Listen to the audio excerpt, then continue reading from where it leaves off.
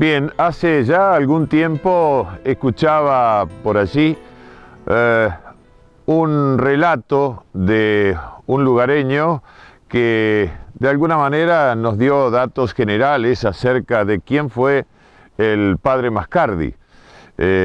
Recordamos que en oportunidad de haber llegado hasta aquí, hasta las cercanías del Monte Tronador, hace ya un poco más de 10, 12 años, nos, digamos, inmiscuimos un poco en toda esta parte de la historia, ¿no? Que hace al primer poblador, por ejemplo, que tuvo San Carlos de Bariloche, venido desde Puerto Montt. También el padre Mascardi fue contemporáneo a este comerciante que llegó a San Carlos de Bariloche, por eso Puerto San Carlos, porque el señor se llamaba Carlos Wiederholt, y por supuesto que tantas cosas, tantos recuerdos, tantos nombres.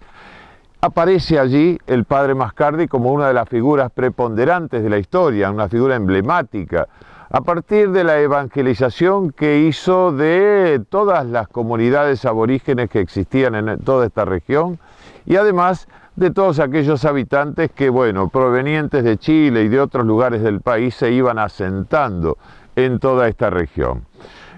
Fue vital la obra evangelizadora de Mascardi, por lo cual se decidió dentro del Parque Nacional tener un lago con su nombre para recordarlo fehacientemente por esta labor realizada. Amigos, cosas que tienen que ver con el Parque Nacional Nahuel Huapi, cosas que tienen que ver con verdaderos cultores de la información, como fue el perito Francisco Pascasio Moreno. En honor a su labor, el gobierno en su oportunidad le donó 712.000 hectáreas al perito Francisco Pascasio Moreno, que componen, porque fueron donadas por él mismo a la nación, para que fuera creado el primer parque nacional a partir de lo que se llamó Parque Nacional Nahuel Huapi. Y lógicamente que hoy la isla Centinela sobre el Nahuel Huapi, al ingresar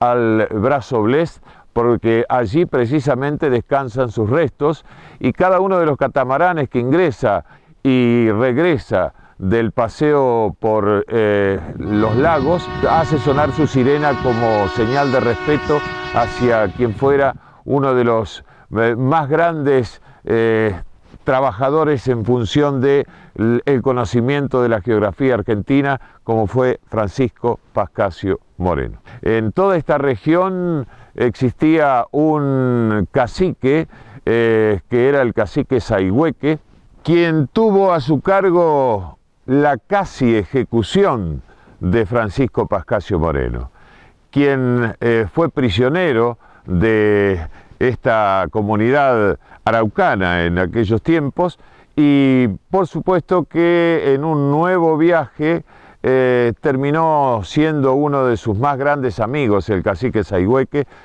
y fue quien de alguna manera también lo guió en muchas de las investigaciones que realizara este verdadero, yo diría verdadero prócer argentino.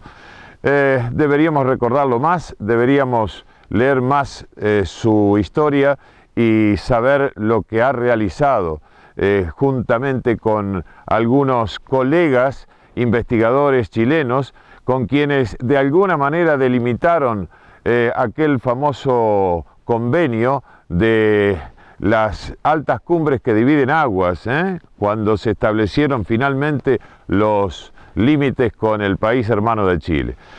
Tantas cosas como esta, amigos, desde el Parque Nacional Nahuel Huapi, para compartir con todos ustedes en Rumbos.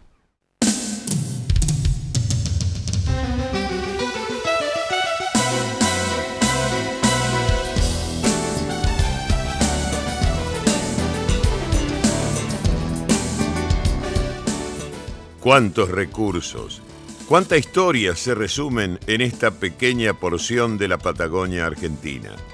Imaginemos fines del siglo XIX y principios del XX. El gobierno nacional contaba con escasa información sobre estos lugares, donde los vínculos comerciales y sociales se daban con poblaciones chilenas como Puerto Montt u otras cercanas a la región de los lagos. Sin dudas que el Perito Moreno cumplió un rol decisivo a la hora de establecer límites y suministrar información al Estado de lo que allí existía. De aquí lo relevante de su figura en la revisión histórica del territorio nacional.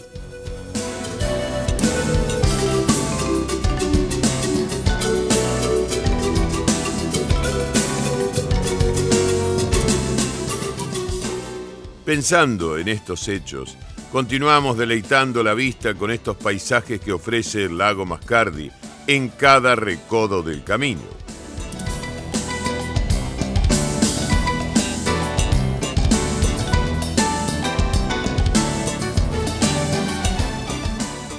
A propósito, las condiciones del mismo nos permitieron llegar hasta el puente sobre el río Manso inferior. En adelante, hasta el Tronador, se recomienda transitarlo con un vehículo más robusto. En consecuencia, nos detuvimos allí para disfrutar de este curso, que se forma de los deshielos del casquete glaciar del Monte Tronador y tiene un corto trayecto superior, que desemboca en el lago Mascardi, y luego una embocadura en las proximidades de este puente y se encamina hacia el Pacífico por sectores ideales para la práctica del rafting y el kayakismo.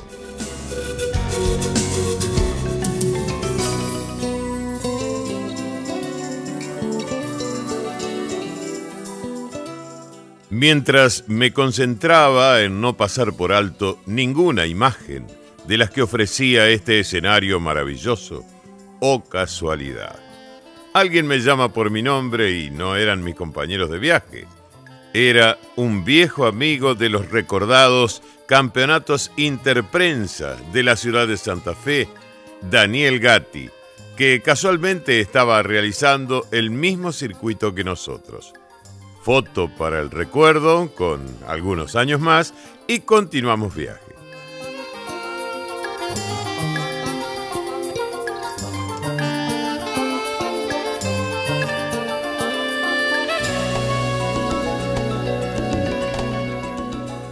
Retornamos por el mismo camino hasta empalmar nuevamente la Ruta 40 a la altura de Villa Mascardi y regresamos a nuestro lugar de alojamiento en Bahía Manzano, disfrutando de algunas paradas intermedias que ofrece el camino que bordea diferentes recodos del Nahuel Huapi, aunque las condiciones climáticas no eran las mejores para observar los colores que generan las aguas con la luz solar.